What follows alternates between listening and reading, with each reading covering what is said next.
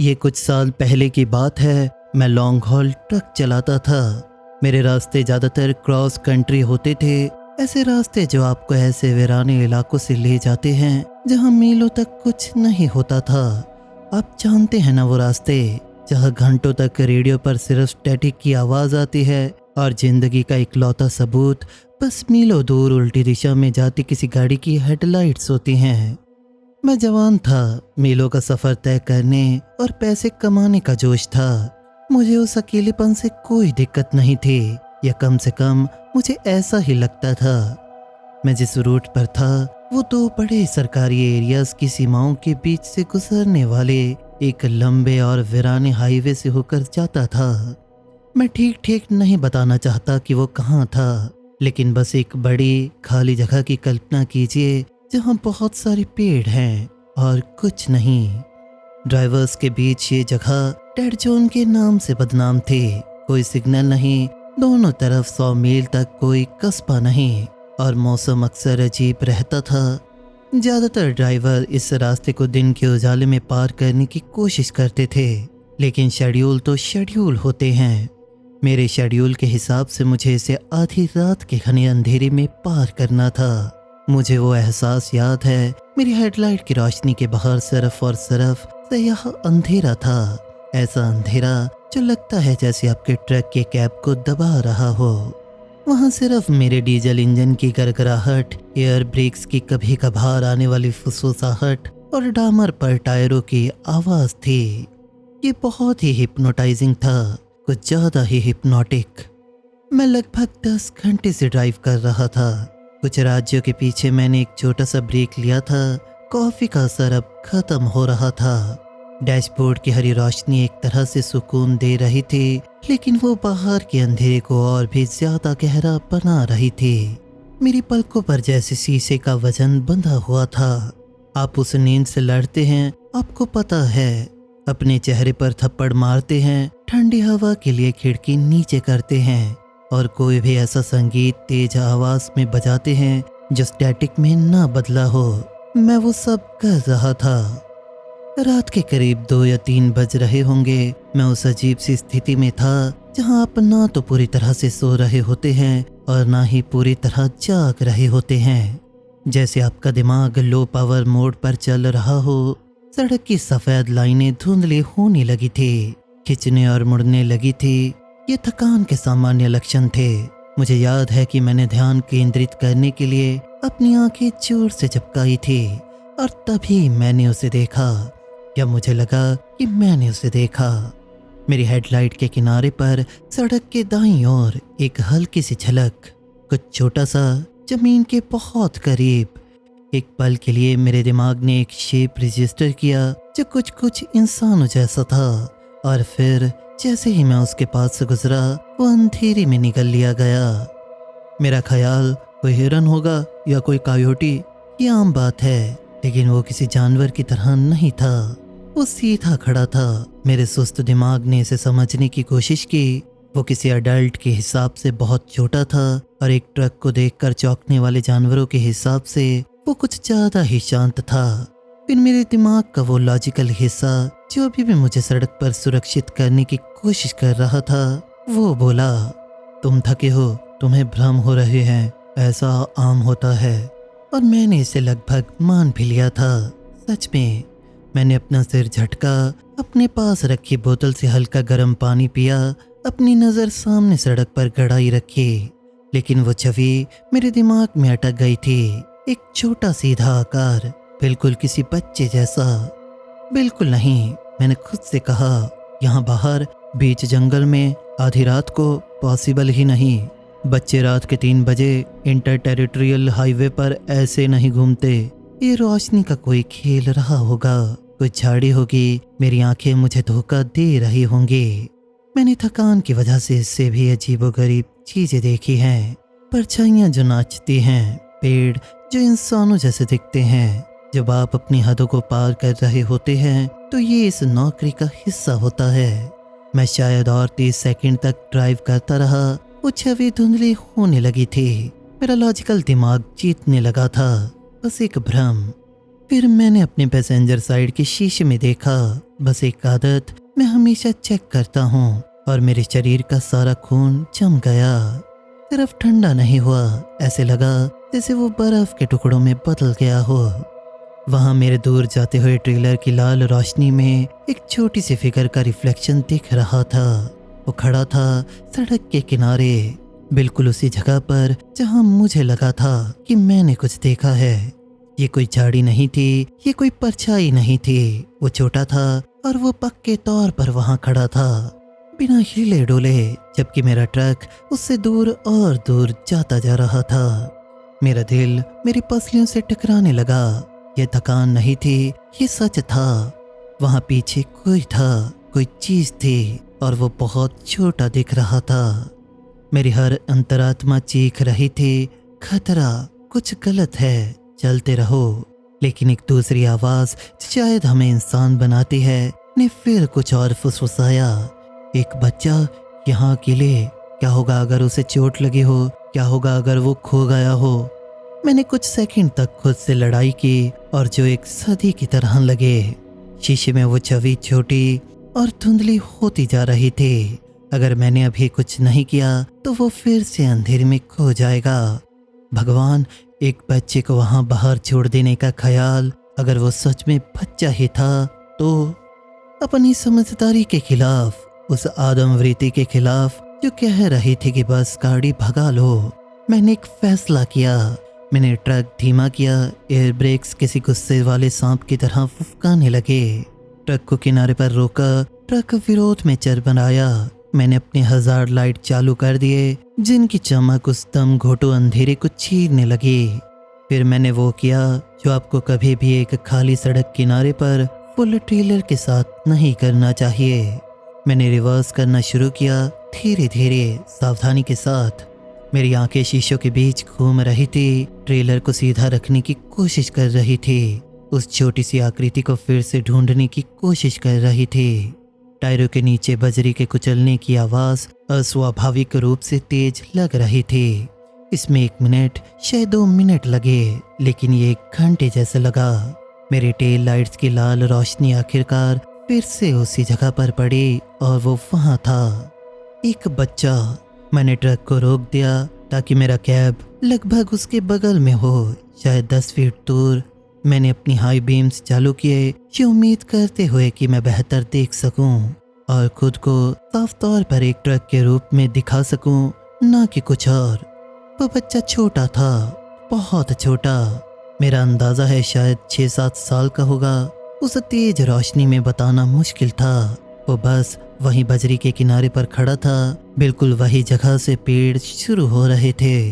जंगल इस सड़क पर बहुत करीब था, लंबे काले पाइन के पेड़ और घनी झाड़ियां जो मेरी रोशनी की ठीक पहुंच के बाहर एक ठोस काली दीवार की तरह लग रही थी। वो बच्चा मेरी तरफ देख नहीं रहा था।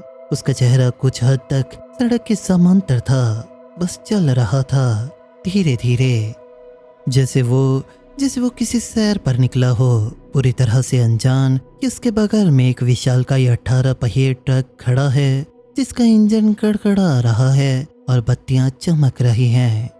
उसने जो पहना था वो पजामा जैसा लग रहा था, पतला हल्के रंग का पजामा। उसे ठंडी रात में कोई कोट नहीं और जहां तक मैं देख सकता था पैरों में जूते भी नहीं थे। मेरा दिमाग चकराने लगा। ये गलत था, बहुत सारे स्तरों पर गलत था। मैंने इंजन बंद कर दिया। अचानक छाया वो सन्नाटा लगभग बहरा कर देने वाला था, जिसने झुंगूरों की आवाजें और जंगल में पत्तों की सरसराहट को बढ़ा दिया था, जो उस हवा से हो रही थी जिसे मैं कैब के अंदर महसूस नहीं कर सकता था। मेरा दिल अभी भी धड़क रहा था। डर, एंडलिन और जिम्मेवारी की भावना का एक अजीब सा मिश्रण था। मैंने खिड़की नीचे की, रात की हवा मुझसे टकराई और ठंड और नम, जिसमें पाइन और गीली मिट्टी की गंध थी। मैंने आवाज लगाई। मेरी आवाज भारी और उस सन्नाटे में बहुत तेज लग रही थी। ये बच्चे। कोई जवाब नहीं, वो बस चलता रहा, एक छोटा नंगे पैर दूसरे पैर के आगे, एक ऐसी स्पीड से जो उसे कहीं भी जल्दी नहीं पहुंचा रही थी। उसका सिर थोड़ा नीचे झुका हुआ था। मैं उसका चेहरा ठीक से देख नहीं पा रहा था। बच्चे, क्या तुम ठीक हो? मैंने फिर कोशिश की, इस बार थोड़ा तेज आवाज में। धीरे धीरे, बहुत ही धीरे धीरे वो बच्चा रुका।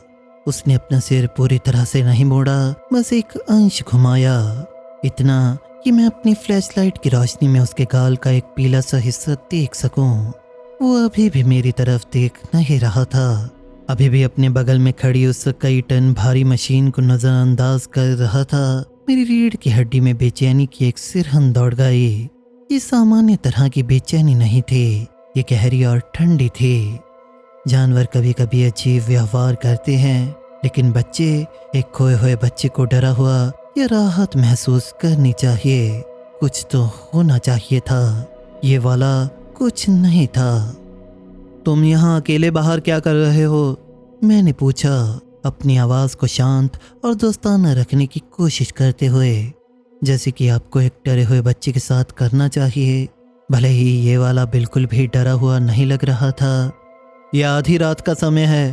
खामोशी, बस बजरी पर उसके नंगे पैरों के धीरे से घिसने की आवाज़।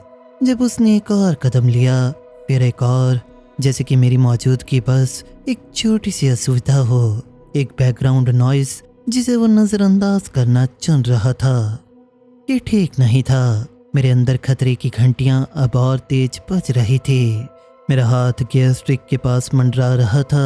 मेरे अंदर का हिस्सा चाहता था कि मैं गाड़ी को ड्राइव में डालूं और वहां से तुरंत भाग जाऊं, लेकिन इस छोटे से बच्चे की छवि, जो अकेला था, शायद सदमे में था। मैं उसे ऐसे ही छोड़ नहीं सकता था। क्या मैं छोड़ सकता था?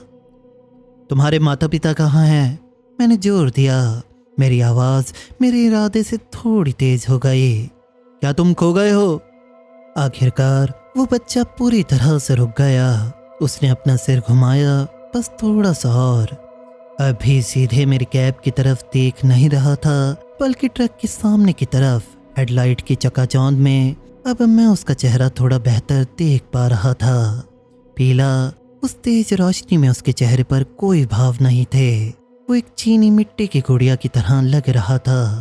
छोटे काले धब्बे जो शायद आंखें हो सकती थी, उनमें कोई भाव नहीं थे। कोई नहीं, न डर, न उदासी, न राहत, बस कोरी, ना पढ़ी जाने वाली स्लेट। फिर एक आवाज आई, छोटी, पतली, सूखे पत्तों की सरसराहट जैसी। हो गया। बस वो एक शब्द, ये हमारे बीच हवा में लटक गया। मुझ पर एक राहत की लहर दौड़ गई, जिसके तुरंत बाद चिंता की एक नई लहर आई। ठीक है, खो गया है, मैं इससे निपट सकता हूँ। ठीक है बच्चे, खो जाना कोई बात नहीं, हम खोने को ठीक कर सकते हैं। तुम कहाँ रहते हो? तुम कहाँ जा रहे थे? उस बच्चे ने आखिरकार धीरे धीरे अपना सिर पूरी तरह से मेरे कैब की तरफ घुमाया, मेरी तरफ। मैं अभी भी उसके चेहरे का ज्यादातर विवरण नहीं देख पा रहा था।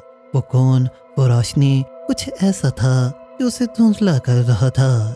हेडलाइट्स के बावजूद अंधेरा अभी भी उसे छुपा रहा था, लेकिन मैं उसकी टकटकी को महसूस कर सकता था।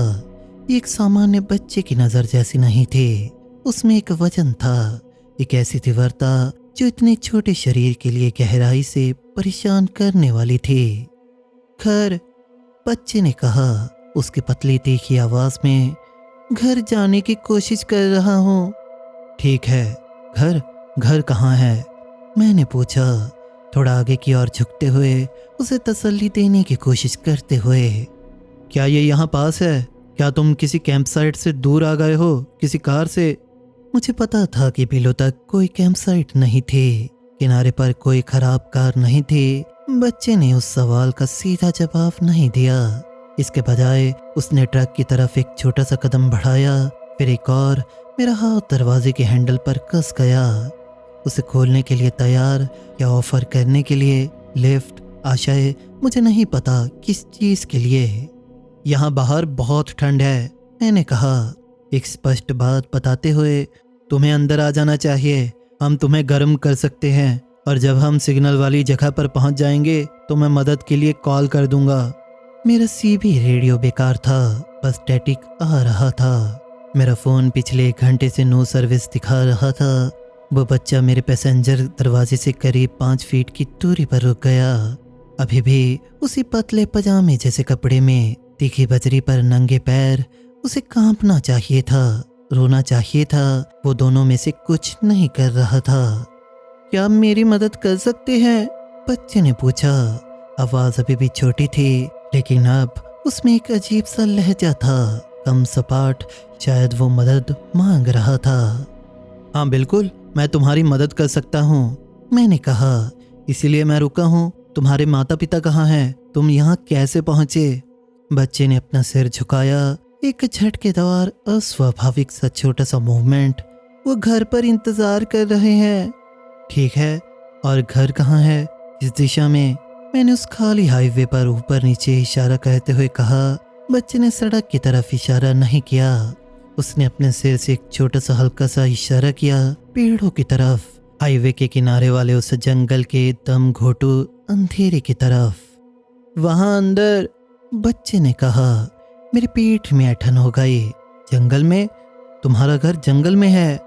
खो गया, बच्चे ने दोहराया, जैसे कि इससे सब कुछ साफ हो गया। रास्ता ढूंढने की कोशिश कर रहा हूँ, बहुत अंधेरा है। हाँ, ये बहुत अंधेरा है, मैंने सहमति जताई। मेरी आंखें पेड़ों की कतार को स्कैन कर रही थी। वो काले रंग की एक ठोस दीवार की तरह लग रही थी।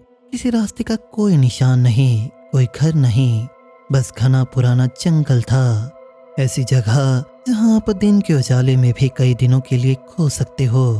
क्या आप बाहर आ सकते हैं? बच्चे ने पूछा। ढूंढने में मेरी मदद करें, ये दूर नहीं है। मैं इसे यहाँ से नहीं देख पा रहा हूँ। मेरे दिमाग का हर लॉजिकल विचार चीख रहा था।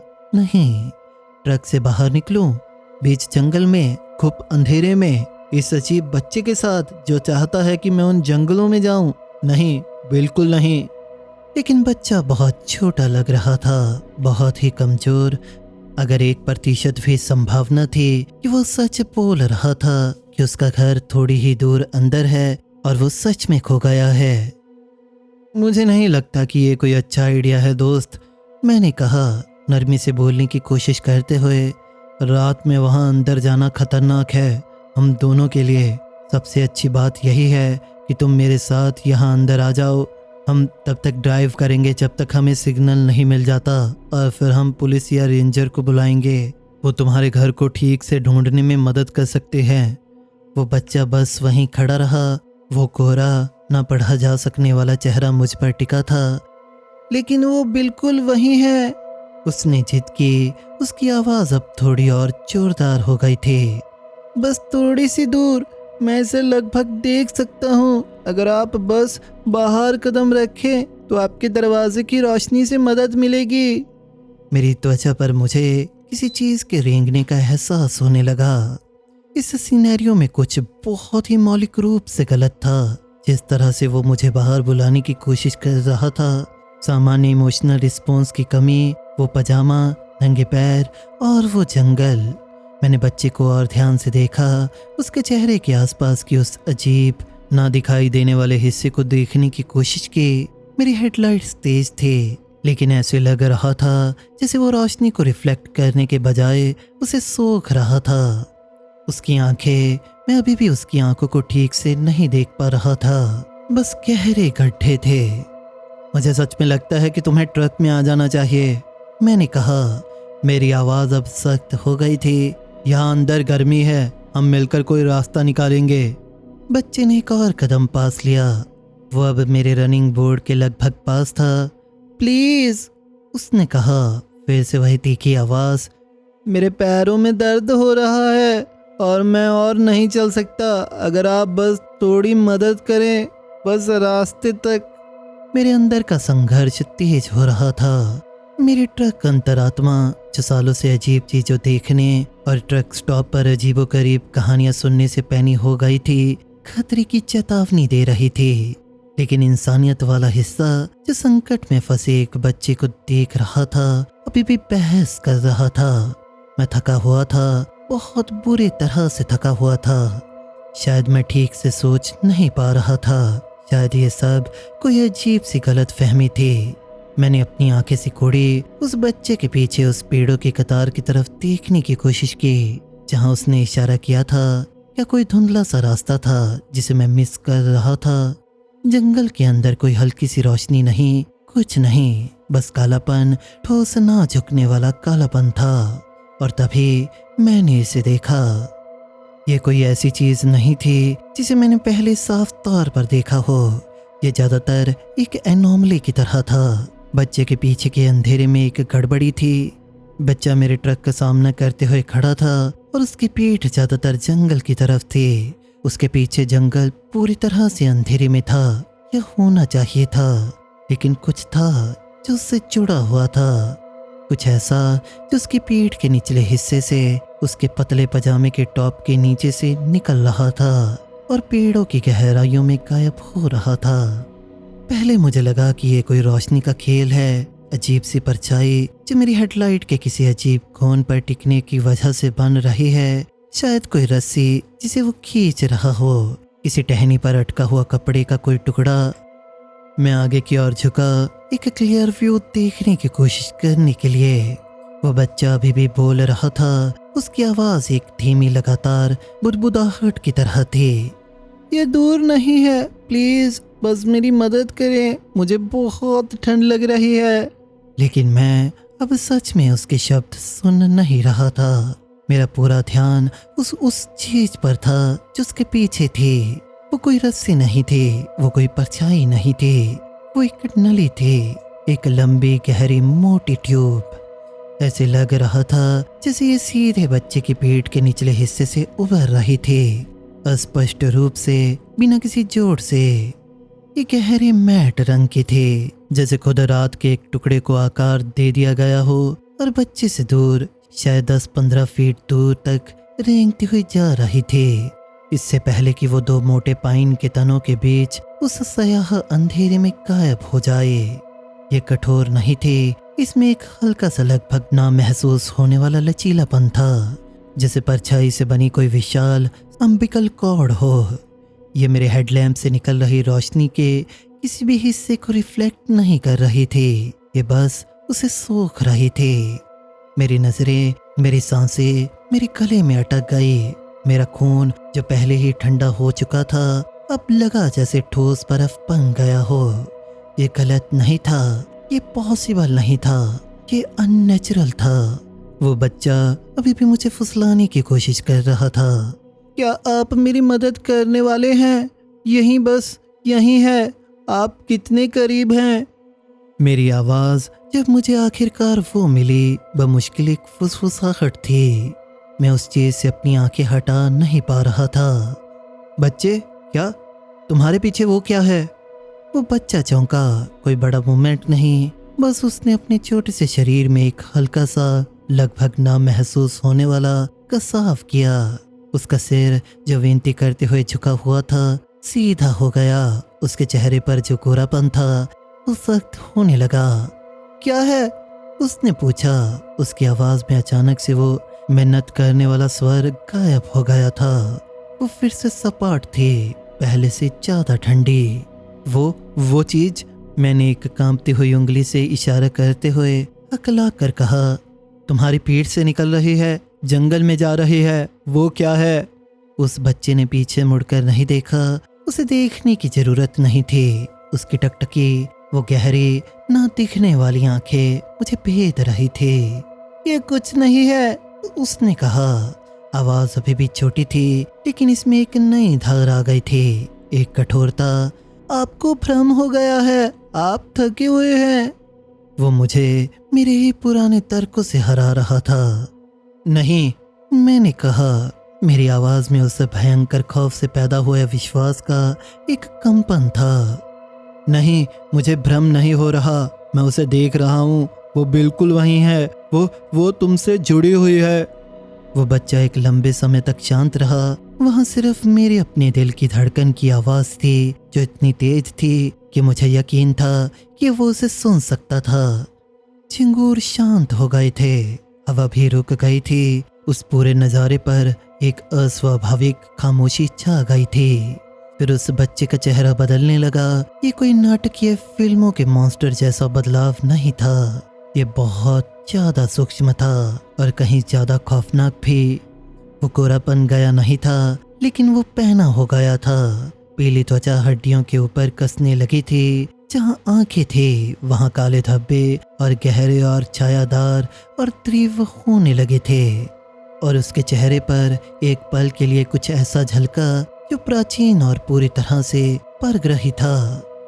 वो इंसानों का गुस्सा नहीं था, वो कुछ बहुत ही पुराना, बहुत ही ठंडा और बेहद धैर्यवान था, जो अब अपनी हदों तक पहुंच चुका था। मेरे कैब की हवा अचानक मोटी, भारी और सांस लेने में मुश्किल लगने लगी। बस ट्रक से बाहर आओ, बच्चे ने कहा। और उसकी आवाज़, वो गॉड, उसकी आवाज़, वो अब किसी छोटे बच्चे की तीखी आवाज़ नहीं रही थी। वो गहरी थी, गूंजते हुए।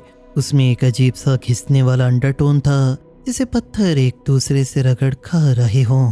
वो उसके छोटे से शरीर से आ रही थी, लेकिन वो अस्वाभाविक रूप से विशाल थी, अस्वाभाविक रूप से पुरानी थी। वो मेरी छाती में कांप रही थी। बाहर आओ अभी। ये पूरी तरह से एक रिक्वेस्ट नहीं थी, ये एक आदेश था। मेरा हाथ जो गियर स्टिक के पास मंडरा रहा था, अब उसे एक जीवन रेखा की तरह जकड़े हुए था। मेरा दूसरा हाथ इग्निशन के लिए टटोलने लगा, जिसे मैंने बेवकूफ़ी से वहीं छोड़ दिया था।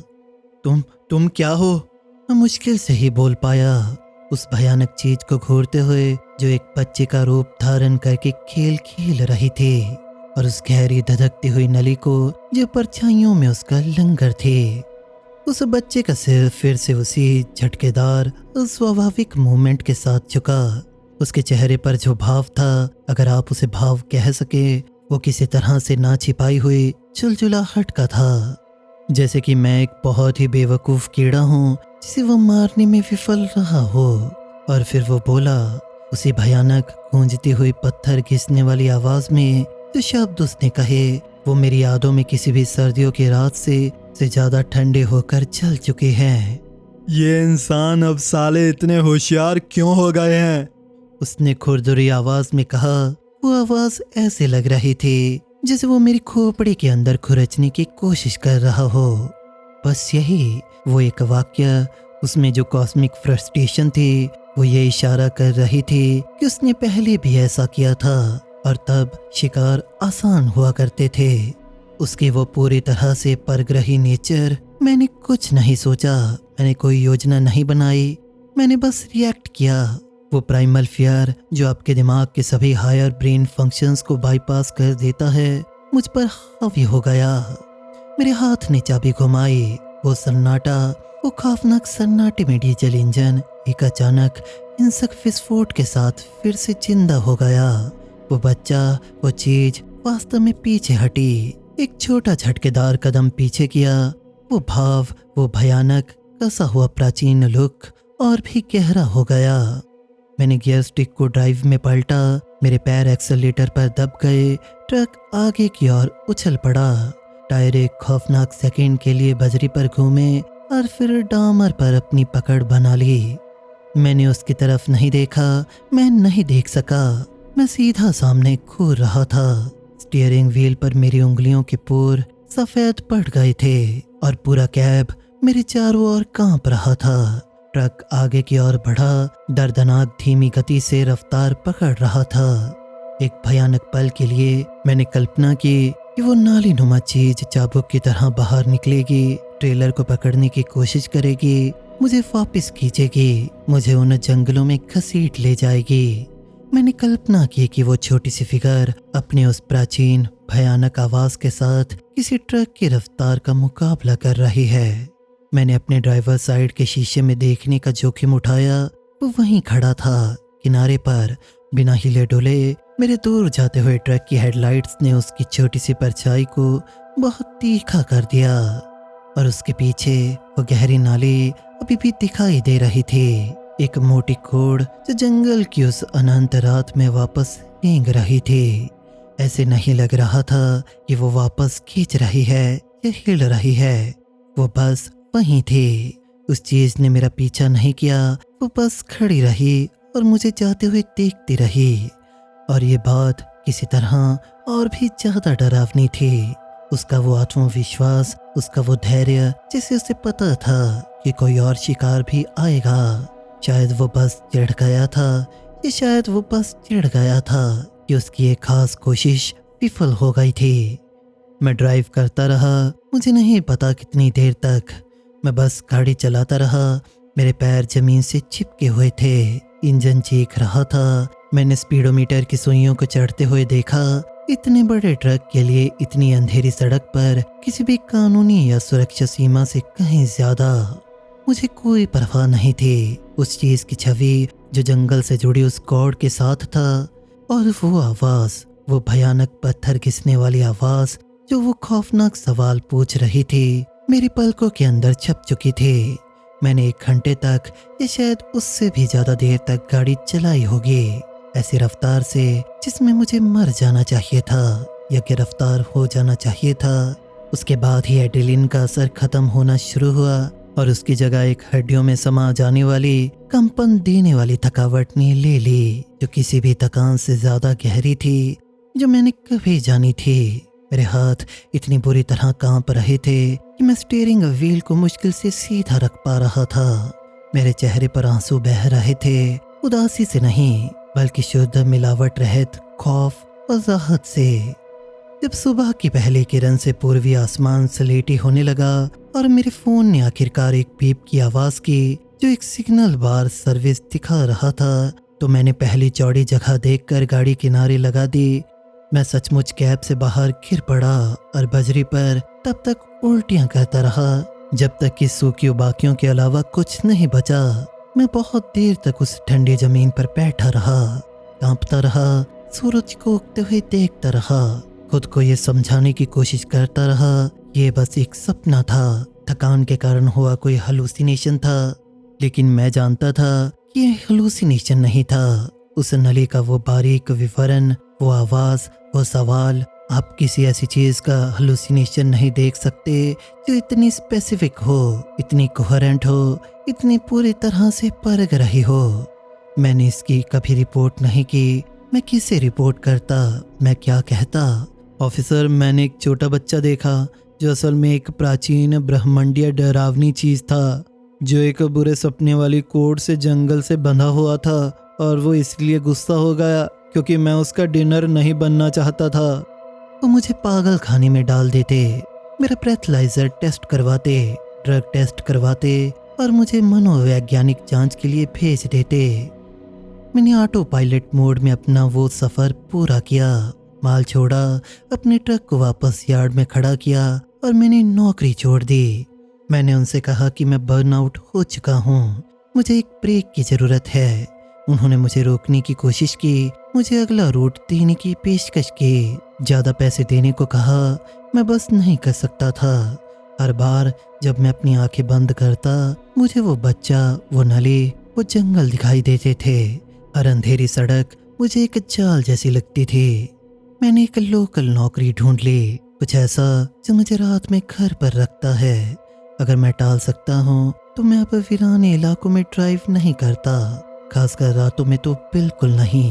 मुझे आज भी बुरे सपने आते हैं। कभी कभी जब मैं थका हुआ होता हूँ, कहीं से देर रात घर वापस ड्राइव कर रहा होता हूँ, तो मुझे सड़क के किनारे अपने विजन के कोने पर एक झलक दिखाई देती है और मेरा दिल मेरी छाती से बाहर आने की कोशिश करने लगता है।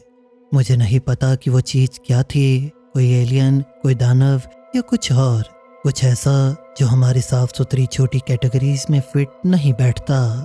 मुझे बस इतना पता है कि वो वहाँ बाहर है और वो धैर्यवान है, और ऐसे लगता है कि उसने ये सीख लिया है कि उसकी पुरानी चालें अब उतनी असरदार नहीं रही जितनी पहले हुआ करती थी। ये इंसान अब साले इतने होशियार क्यों हो गए हैं? ये सवाल मुझे डराता है। इसका मतलब है कि वो हमेशा से इतने होशियार नहीं थे। इसका मतलब है कि एक समय की बात है, हम आसान शिकार हुआ करते थे। शायद, बस शायद, मेरे जैसे लोग जो थके हुए होते थे और अंधेरी सड़क पर अकेले होते थे, जब उनसे पूछा जाता था तो वो बस अपने कैब से बाहर आ जाया करते थे और फिर कभी वापस देखे नहीं जाते थे। तो अगर आप कभी उन लंबी सुनसान सड़कों पर रात में अंधेरे में ड्राइव कर रहे हो और आप कुछ ऐसा देखे जिसे आप समझ नहीं सकते, तो शायद बस ड्राइव करते रहें। शायद अब होशियार होने का मतलब ये जानना है कि कब नहीं रुकना है, ये जानना कि कब मदद करने के लिए कही जाने वाली उस छोटी सी आवाज़ को अनसुना करना है, क्योंकि जो चीज़ मदद मांग रही है वो शायद वो नहीं है जो वो दिखाई दे रही है। बाहर सुरक्षित रहें और भगवान के लिए अच्छी रोशनी वाली सड़कों पर ही रहें। देर रात रेगिस्तान के बीच अपना ट्रक चलाते हुए मैं वापस यार्ड पहुंचने की कोशिश कर रहा था। वैसे जहां सारे ट्रक टेलर खड़े किए जाते हैं हम उसे यार्ड कहते हैं, लेकिन उस रात मैंने कुछ ऐसा देखा जिसने मेरी रूह तक को हिला दिया। मुझे हमेशा लगता था वो एक मिथ है, एक कहानी, एक ऐसी चीज जो ट्रक ड्राइवर खुद को जागते रखने के लिए सुनाते हैं, लेकिन मैं गलत था। देखिए, मैं कैलिफोर्निया के एक बहुत मशहूर शहर में स्थित रोमिंगटन ट्रक कंपनी का क्रॉस कंट्री ट्रक ड्राइवर हुआ करता था। मैं शादीशुदा नहीं हूँ, मेरे बच्चे भी नहीं हैं, तो फिर मैंने सोचा ट्रक ड्राइवर की जॉब सही रहेगी। मेरे स्लीपर कैब में ज़रूरत की हर चीज़ थी, एक बिस्तर, microwave, mini fridge, portable DVD player और एक कॉफ़ी पॉट। मैं ट्रक स्टॉप पर कपड़े धो सकता था, नहा सकता था, अच्छा खाना खा सकता था, और वैसे भी क्रॉस कंट्री ड्राइवर बहुत पैसा कमाते हैं। मैं कैंप स्प्रिंग मैरीलैंड में पला बढ़ा था, और जब भी मैं और मेरे पेरेंट्स न्यू जर्सी में रहने वाले मेरी आंट और अंकल से मिलने जाते थे तो मेरे पापा हमेशा जर्सी टर्न पाइक का एग्जैक्ट 7 ही लेते थे, यानी ट्रक रूट लेते थे। वो एग्जिट 15 तक उसी रास्ते पर चलते रहते जहां वो रूट खत्म होकर वापस टर्न पाइक में मिल जाता था। उनका कहना था कि वो रास्ता ज़्यादा जल्दी पहुंचाता है, और बस वहीं से मुझे 18 व्हीलर ट्रक से प्यार हो गया। कभी कभी इतने बड़े ट्रक को देखकर मेरी मॉम की हालत खराब हो जाती थी, लेकिन वो बस आंखें बंद कर लेती और सोने की कोशिश करती। लेकिन मुझे वो सब बहुत पसंद था। खैर, जब मैंने हाई स्कूल पास किया तब तक मुझे पता चल चुका था कि मुझे ट्रक ड्राइवर ही बनना था। तो मैंने बिलीज बर्गर बार में कैशियर की नौकरी करके थोड़ा पैसा बचाया और एक लोकल ट्रक ड्राइविंग स्कूल में एडमिशन ले लिया। मैंने वो 6 हफ्ते का कोर्स पूरा किया और अपना CDL यानी कमर्शियल ड्राइविंग लाइसेंस हासिल कर लिया। उस स्कूल ने ही मेरी नौकरी रोमिंगटन ट्रक कंपनी में लगवाई थी। वो नौकरी देश के बिल्कुल दूसरे कोने में थी, लेकिन नौकरी तो नौकरी है, और तब से मैं यही हूँ। खैर, मैंने अपना सामान पैक किया, पेरेंट्स को बाय कहा, अपनी कार में बैठा और कैलिफोर्निया की तरफ निकल पड़ा। मैंने यहाँ कुछ साल काम किया, उनके ट्रक्स चलाए। रोड पर होता तो कैब में सोता, नहीं होता तो शॉप में सोता। धीरे धीरे पैसे बचाए और आखिरकार अपना खुद का ट्रक ले लिया, एक second hand neon green Kenworth W900। मुझे अपना वो ट्रक काफ़ी ज़्यादा पसंद था। खैर, मेरे बारे में काफ़ी हो गया, अब बताता हूँ उस रात क्या हुआ था। अब जो मैं आपको बताने जा रहा हूँ वो मैंने आज तक किसी को नहीं बताया, सिर्फ अपने थेरेपिस्ट के अलावा। मैं फ्लोरिडा के एक बार में टेबल्स, चेयर्स और सीटिंग बूथ्स की डिलीवरी देकर वापस अपने घर लौट रहा था। जॉन नाम का कोई आदमी उस जगह को रिमॉडल करवा रहा था। एल्बुकर्क में मैंने रूट 66 पकड़ा और घर तक का आखिरी लंबा सफर शुरू किया। रात के करीब 2:30 बज रहे थे। उस रात मौसम बहुत खूबसूरत था, पूरा चांद सड़क पर चमक रहा था। दूर दूर तक कोई दूसरी गाड़ी नहीं थी, बस मैं और सड़क की सफेद लाइनें थी। मैंने खिड़कियां नीचे कर दी ताकि रेगिस्तान की ठंडी हवा कैबिन के अंदर आ सके। मैंने रेडियो ऑन किया और उसे क्लासिक रॉक पर लगा दिया, और हैरानी की बात यह थी कि उस रात वो सच में अच्छे गाने चला रहे थे। करीब 1.5 घंटे तक मैं उसी सड़क पर चलता रहा, गानों के साथ झूमते हुए सफर का मजा लेते रहा। फिर धीरे धीरे रेडियो स्टेशन की आवाज टूटने लगी तो मैंने उसे बंद कर दिया। मैंने खिड़कियां खुली रहने दी और बस चलता रहा। अब बस इंजन की लगातार गूंज सुनाई दे रही थी और सड़क पर घूमते पहियों की आवाज़ आ रही थी। देखने के लिए सिर्फ सड़क की वही सफ़ेद लाइन थी। अब मुझे नहीं पता कि आपने कभी वाइट लाइन फीवर के बारे में सुना है। अगर सुना है तो अच्छी बात है, और अगर नहीं सुना तो मैं समझाता हूँ। असल में ये हाईवे हिप्नोसिस जैसा होता है। ये किसी के साथ भी हो सकता है, खासकर रात में गाड़ी चलाते वक्त। जब सड़क की लाइनें तेजी से एक फ्लैशिंग पैटर्न में आपकी आंखों के सामने से गुजर रही होती हैं, तो वो आपको जैसे हिप्नोटाइज कर देती हैं और फिर आपको याद ही नहीं रहता कि आपने कब तक ड्राइव किया या उस हालत में क्या हुआ। मैं मजाक नहीं कर रहा, आप खुद भी इसे सर्च कर सकते हैं। खैर, उस रात मैं भी उसी फीवर का शिकार हो गया। मुझे आखिरी चीज बस यही याद है कि मैंने रेडियो बंद किया था और फिर अचानक मैंने खुद को करीब 100 मील दूर एक ट्रक स्टॉप पर बैठे हुए पाया। मैंने पलकें झपकाई, सर झटका और खुद से कहा, मुझे कॉफ़ी चाहिए। मैंने खिड़कियां ऊपर की, ट्रक बंद किया और अंदर चला गया। मैंने वहाँ की सबसे बड़ी कॉफ़ी ली, उसमें क्रीम और शुगर डाली, बिल्कुल वैसी जैसी मुझे पसंद थी। पैसे दिए और वापस अपने ट्रक की तरफ चला गया। मैं ट्रक में बैठा, कॉफ़ी का एक घूंट लिया, कप होल्डर में कप रखा, सीट बेल्ट लगाई, ट्रक स्टार्ट किया और आंखें मलते हुए गियर डाला और फिर मैं वहाँ से निकल पड़ा। मैं वापस सड़क पर आ गया। खुद को जागते रहने के लिए जितना हो सके उतनी कॉफ़ी पीने लगा। अब हम सब जानते हैं कि कॉफ़ी में कैफीन होता है जो हमें जागते रहने में मदद करता है, लेकिन क्या आपको पता है कि बहुत ज़्यादा कैफीन उल्टा असर भी कर सकती है और आपको और ज़्यादा नींद आने लगती है।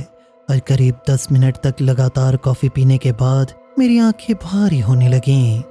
जागते रहो माइक, खुद को संभालो, तुम कर सकते हो, मैंने खुद से कहा, लेकिन मैं फिर से गलत था। हर गुजरते मील मार्कर के साथ मेरी आंखें और भारी होती जा रही थी। मुझे महसूस होने लगा कि मैं धीरे धीरे सोने लगा हूँ। मैंने खुद को जगाने के लिए अपना सर झटका और कॉफ़ी कप की तरफ हाथ बढ़ाया, लेकिन उसी हालत में मेरा हाथ कब तक नहीं पहुँच पाया। मैंने बस 1 सेकंड के लिए सड़क से नज़र हटाई, कप को देखने और पकड़ने के लिए, और मैंने अपनी धुंधली आंखें वापस सड़क पर डाली और तभी मैंने उसे देखा, द ब्लैक डॉग। मैं 66 रूट पर कैलिफोर्निया की तरफ बढ़ रहा था। आंखें भारी थी, मुश्किल से जाग पा रहा था। मेरी हेडलाइट सामने फैले अंधेरे को चीर रही थी और तभी अचानक वो कहीं से प्रकट हुआ। उसकी आंखें खून जैसी लाल थी, उसके दांत तेज और चमकदार थे, उसका शरीर शैतान की आत्मा जितना काला था और उसका चेहरा इतना भयानक था कि मैं आज तक उसे शब्दों में बयान नहीं कर सकता।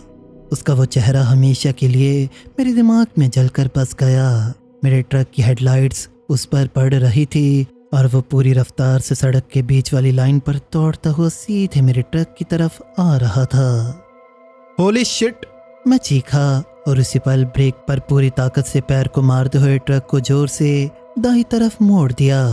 मेरे ट्रक का सामने वाला पैसेंजर साइड वाला टायर सड़क से नीचे उतर गया, कुछ इंच घास पर फिसला और सीधे एक गड्ढे की तरफ बढ़ने लगा। उसके तुरंत बाद पीछे वाले ड्राइवर व्हील भी सड़क से उतर गए। घबराहट में मैंने ट्रक को संभालने के लिए स्टीयरिंग को जोर से बाईं तरफ घुमाया। मुझे लगा मैं ट्रक संभाल चुका हूँ, लेकिन तभी मोमेंटम और इनर्शिया ने सब कुछ बिगाड़ दिया। ट्रक का ट्रेलर जोर से ड्राइवर साइड के पिछले टायरों से टकराया और पूरा कैबिन सड़क पर तिरछा फिसलने लगा। और तभी मुझे महसूस हुआ कि पूरा ट्रक अपने साइड पर पलटना शुरू हो चुका है। मैंने जल्दी से एक छोटी प्रार्थना की, आंखों पर हाथ रखे और जो होना था उसे होने दिया। जैसे ही ट्रक पलटा और जमीन पर जोर से गिरा, मैं चीख पड़ा। मेरा शरीर अंदर ऐसे उछल रहा था जैसे कोई रॉक डॉल हो। भगवान का शुक्र था मैंने सीट बेल्ट पहन रखी थी। मैं सोच भी नहीं सकता था अगर मैंने सीट बेल्ट नहीं पहनी होती तो मेरा क्या होता। इसलिए कहता हूँ हमेशा सीट बेल्ट पहनो। खैर, ट्रक करीब 30 यार्ड तक फिसलता रहा, लेकिन गड्ढे में नहीं गिरा। लगभग गिर ही गया था, लेकिन शुक्र है कि नहीं गिरा।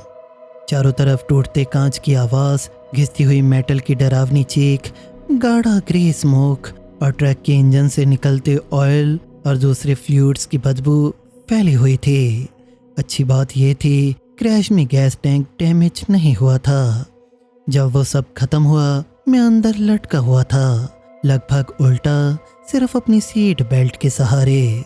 जिंदा बच जाने के लिए भगवान का शुक्र मनाते हुए मैंने ऊपर हाथ बढ़ाया, ऊपर लगी एक बार पकड़ी और सीट बेल्ट खोल दी। जैसे ही मेरा शरीर नीचे गिरा मेरा पैर गियर शिफ्ट से टकरा गया। मैंने किसी तरह अपना पैर वहां से हटाया, फिर पैसेंजर साइड विंडो के टूटे हुए कांच पर खड़ा हो गया और बार छोड़ दिया। लेकिन उसके बाद जो हुआ उसने मुझे पूरी तरह तोड़ दिया। मैं डिस्पैच को कॉल करने ही वाला था कि तभी मैंने उसे सुना। मैंने दूसरे ट्रक से ब्लैक डॉग और उसके बाद होने वाले एक्सीडेंट के बारे में सुना था, लेकिन मेरे साथ जो हुआ वैसा मैंने कभी नहीं सुना था। शायद उन्होंने ये हिस्सा कभी नहीं बताया था क्योंकि ये बहुत डरावना था। जैसे ही मैं खड़ा हुआ मुझे धीमी सी गुर्राने की आवाज़ सुनाई देने लगी और हर सेकंड के साथ वो और तेज होती गई, इतनी तेज कि कान फटने लगे। फिर अचानक एक जोरदार धमाका हुआ और उसके बाद ड्राइवर साइड के दरवाजे पर खुरचने की आवाज़ें आने लगीं जो बिल्कुल मेरे ऊपर था। मैंने मन ही मन सोचा अच्छा हुआ मैंने ट्रक स्टॉप से निकलते वक्त खिड़कियां बंद कर ली थी, क्योंकि वो एक विंडो थी जो टूटी नहीं थी। मैंने विंडो के पार चमकती हुई लाल रोशनी देखी। पहले मुझे लगा वो कोई लाइट्स हैं, लेकिन वो लाइट्स नहीं थी। ये आखिरकार है क्या, मैंने कहा, और तभी जमीन पर फिर से एक जोरदार धमाका हुआ। पता नहीं क्यों, लेकिन मैं मुड़ा और टूटी हुई विंडशील्ड की तरफ देखा और वहीं मैंने दो चमकती हुई लाल आंखों को सीधे मुझे घूरते हुए देखा। वो चीज मुझसे बस कुछ इंच दूर थी। धीरे धीरे उसका चेहरा साफ दिखाई देने लगा। उसकी थतून फड़क रही थी और जैसे ही उसने अपना मुंह खोला अंदर बहुत सफेद दांतों की कतारें दिखने लगीं। नहीं दांत नहीं, नुकीले दांतों की कतारें। उसके मुंह से झाग और लार टपक रही थी। मैं चीखा और ड्राइवर सीट और पैसेंजर साइड के बीच से कूदकर अपने स्लीपर में चला गया जो पूरी तरह बर्बाद हो चुका था। मेरा कंधा मिनी फ्रिज के कोने से इतनी जोर से टकराया कि मुझे लगा वो टूट गया है। मैं दर्द से चिल्ला उठा। मैंने अपना कंधा पकड़ा और अपने टूट चुके माइक्रोवेव के ऊपर बैठ गया। मैं जितना हो सके उतना झुक गया और सर नीचे की तरफ कर लिया ताकि वो मुझे देख न सके। तभी उस चीज ने ऐसी भयानक शैतानी डरावनी भौंक निकाली जैसी मैंने अपनी जिंदगी में कभी नहीं सुनी थी। यहाँ तक कि 80 के दशक की हॉरर मूवी डेविल डॉग के कुत्ते भी उसके सामने कुछ नहीं थे। अब मैं कोई बहुत धार्मिक इंसान नहीं हूँ, मतलब मैं भगवान को मानता हूँ, लंबी यात्राओं में अपने साथ बाइबल रखता हूँ, लेकिन मैं चर्च नहीं जाता। और सच कहूँ तो मैंने कभी बाइबल पढ़ी भी नहीं थी। लेकिन उस पल मुझे अफसोस हो रहा था कि काश मैंने पढ़ी होती। खैर, तभी मुझे उस मलबे के बीच अपनी बाइबल दिखी। मैंने उसे उठाया, सीने से कसकर लगाया और लगातार प्रार्थना करने लगा कि ये चीज यहाँ से चली जाए, लेकिन वो नहीं गई। अगले 3 घंटों तक मैं बीच बीच में पैसेंजर सीट के ऊपर से सर उठाकर देखता और वो वहीं खड़ा मिलता, गुर्राता हुआ, भौंकता हुआ। जैसे मैंने पहले कहा, मैंने ये कहानी कभी किसी को नहीं बताई, अपने थेरेपिस्ट को छोड़कर। और एक और आदमी था, रूस्टर। असल में उस घटना के बाद मुझे डरावनी सपने आने लगे थे। मैं हफ्ते में 3 से 4 बार रात के बीच बीच चीखता हुआ उठ जाता था। उस घटना ने मुझे इतना ट्रॉमेटाइज कर दिया था कि मैंने रात में ट्रक चलाना बंद कर दिया था, सिर्फ इस डर से कहीं वो ब्लैक डॉग फिर से ना दिख जाए। मुझे पता था मुझे मदद की ज़रूरत है, इसलिए मैंने एक थेरेपिस्ट को कॉल किया। मैंने उसे वो पूरी कहानी बताई और अपने डरावने सपनों के बारे में भी बताया। उसने मुझे कहा कि मुझे PTSD हो गया है और मुझे दवाई लिख कर दी। मैं उसे रात में लेता हूँ क्योंकि उससे नींद आने लगी है। खैर, उससे थोड़ी मदद मिली है। अब मैं पहले जितना चीखता हुआ नहीं उठता। उसने ये भी कहा कि इस ट्रॉमेटिक एक्सपीरियंस को अंदर दबाए रखने की बजाय मुझे जितने लोग हो सकें उन्हें ये कहानी बतानी चाहिए, और इसीलिए मैं ये सब बता रहा हूँ। खैर, वापस कहानी पर आते हुए, जैसे मैं कह रहा था वो ब्लैक डॉग 3 घंटों तक वहीं खड़ा रहा। अचानक मुझे किसी भारी चीज के ग्लास से टकराने की आवाज सुनाई दी। मैंने आखिरी बार सीट के ऊपर से सिर उठाकर देखा और तभी वो डॉग पूरी ताकत से ग्लास की तरफ दौड़ा। अपना सिर उससे जोर से टकराया और ग्लास और ज्यादा क्रैक हो गया। वो पीछे हटा, एक कान फाड़ देने वाली गुर्राहट निकाली, उसकी आंखें और ज्यादा चमकने लगीं और फिर वो दोबारा ग्लास की तरफ झपटा और इस बार ग्लास टूट गया। कांच के टुकड़े हर तरफ उड़ गए। मैं चीख पड़ा, वापस बैठ गया, बाइबल को सीने से लगाए हुए और द लॉर्ड्स प्रेयर पढ़ने लगा। मैं डर के मारे पूरी तरह टूट चुका था। फिर मैंने उसका सर पैसेंजर साइड के ठीक ऊपर देखा। वो सीधे मुझे घूर रहा था। उसकी आंखें चमक रही थी, नुकीले दांत बाहर निकले हुए थे और उसके मुंह से झाग निकल रही थी। वो गुर्राया, पीछे हटा और मुझ पर झपटने ही वाला था कि तभी उसने दर्द से भरी एक कान चीर देने वाली चीख निकाली और बुरी तरह कांपने लगा। उसकी आंखों के गड्ढों, कानों और मुंह के गड्ढे से ग्रे स्मोक निकलने लगे।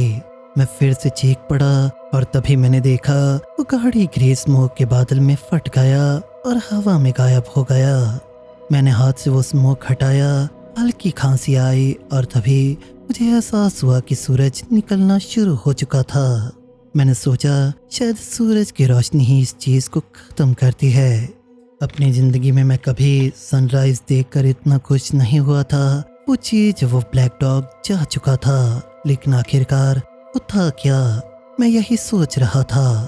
मैंने गहरी सांस ली क्योंकि मेरा डर अब धीरे धीरे कम होने लगा था। मैंने बाइबल को अपने पास पड़े माइक्रोवेव पर रखा और अपना सेलफोन निकाला। मैंने फिर डिस्पैच को कॉल किया। मैंने उन्हें अपनी लोकेशन बताई, कहा कि मेरा ट्रक पलट गया है और मैं कितनी देर से वहां फंसा हुआ हूँ, लेकिन मैंने उन्हें ये नहीं बताया कि असल में क्या हुआ था। डिस्पैच ने कहा कि वो एक रिकवरी रोटेटर ट्रक और एक हैवी ड्यूटी टो ट्रक भेज रहे हैं। मैंने उन्हें थैंक्स किया, कॉल काट दी और फ़ोन वापस पॉकेट में रख लिया। फिर मैंने एक और गहरी सांस ली, धीरे धीरे पैसेंजर साइड की सीट के ऊपर चढ़ा, हाथ बढ़ाया और अपना सीबी रेडियो उठा लिया। मैंने बटन दबाया और कहा, ब्रेक 19। मैं वैनिला माइक बोल रहा हूँ, मेरा ट्रक पलट गया है, मुझे मदद चाहिए। अगर कोई सुन रहा है तो जवाब दो। मैं उम्मीद कर रहा था कि सीबी रेडियो अभी भी काम कर रहा होगा। रेडियो पर मैसेज देने की थोड़ी देर बाद ही मुझे एक जवाब मिला। हाँ वैनिला माइक, रेड रूस्टर बोल रहा हूँ, तुम्हारा मैसेज सुना, तुम्हारा 20 क्या है? फिर मैंने उसे अपनी लोकेशन बताई। ट्रक ड्राइवर्स की लैंग्वेज में लोकेशन को ही 20 कहते हैं। खैर करीब 30 मिनट बीते होंगे तभी मुझे एयर ब्रेक्स की आवाज़ सुनाई दी। मैं सीट के सहारे खड़ा हुआ और ड्राइवर साइड विंडो से बाहर देखा।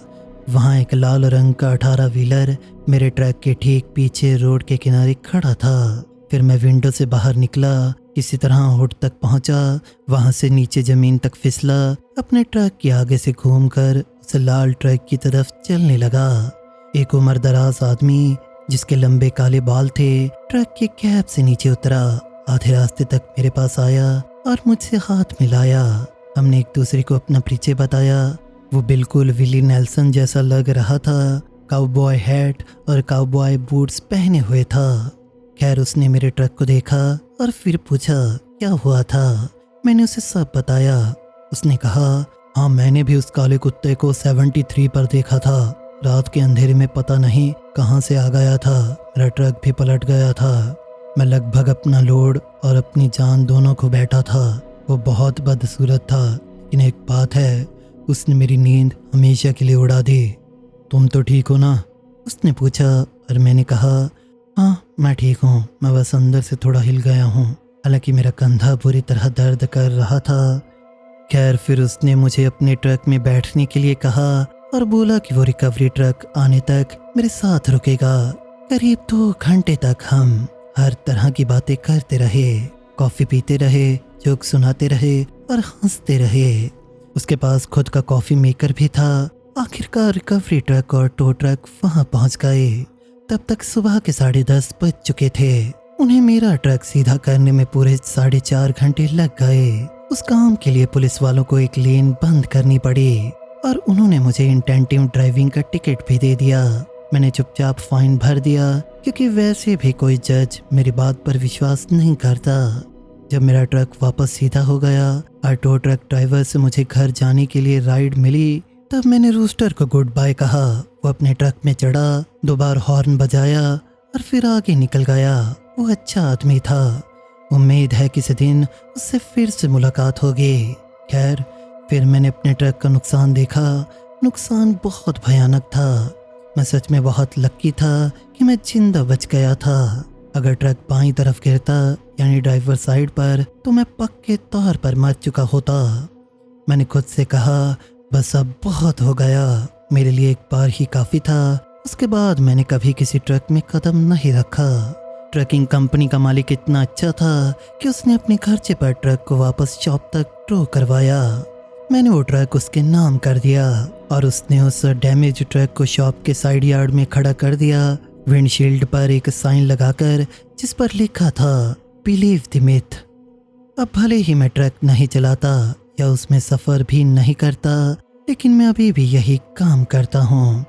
अब मैं डिस्पैच संभालता हूँ। पुराने डिस्पैचर ने मेरी ड्राइविंग वाली जॉब ले ली, भगवान उसका भला करे। खैर, इसमें पैसे काफ़ी कम मिलते हैं, लेकिन मुझे उससे फ़र्क नहीं पड़ता। कम से कम अब मुझे उस ब्लैक डॉग को दोबारा देखने का डर नहीं है। अब मैं ड्राइवर को उनके लोड असाइन करता हूँ, मैपिंग उन इंफॉर्मेशन देता हूँ, ये सुनिश्चित करता हूँ कि सामान सही तरीके से लोड हुआ हो, और ऐसे ही बहुत सारे काम करता हूँ। अब आखिर में मैं बस उन सभी ट्रक ड्राइवर से एक बात कहना चाहता हूँ। अगर आपको लगे कि आपकी आंखें भारी हो रही है और सड़क पर ध्यान लगना मुश्किल हो रहा है, तो प्लीज़ प्लीज़ प्लीज़ मुझसे वादा करो कि तुम रुक जाओगे। सड़क किनारे गाड़ी रोक दोगे, किसी गैस स्टेशन पर रुक जाओगे, कहीं भी रुक जाओगे, क्योंकि द ब्लैक डॉग कोई मिथक नहीं है, कोई कहानी नहीं है। वो डॉग सच में मौजूद है। मैंने उसे अपनी आंखों से देखा है और उसका काटना मौत से भी बदतर है। दोस्तों, अगर आपको ये स्टोरीज पसंद आई तो इस वीडियो को लाइक, हाइप और शेयर करना मत भूलना। कमेंट्स में अपना फीडबैक और सजेशंस भी ज़रूर देना। और अगर अभी तक आपने चैनल को सब्सक्राइब नहीं किया तो ऐसी ही कहानी आपसे मिस ना हो, उससे पहले ही चैनल को सब्सक्राइब कर लीजिए। तो चलिए मिलते हैं अगले वीडियो में ऐसी ही कहानियों के साथ।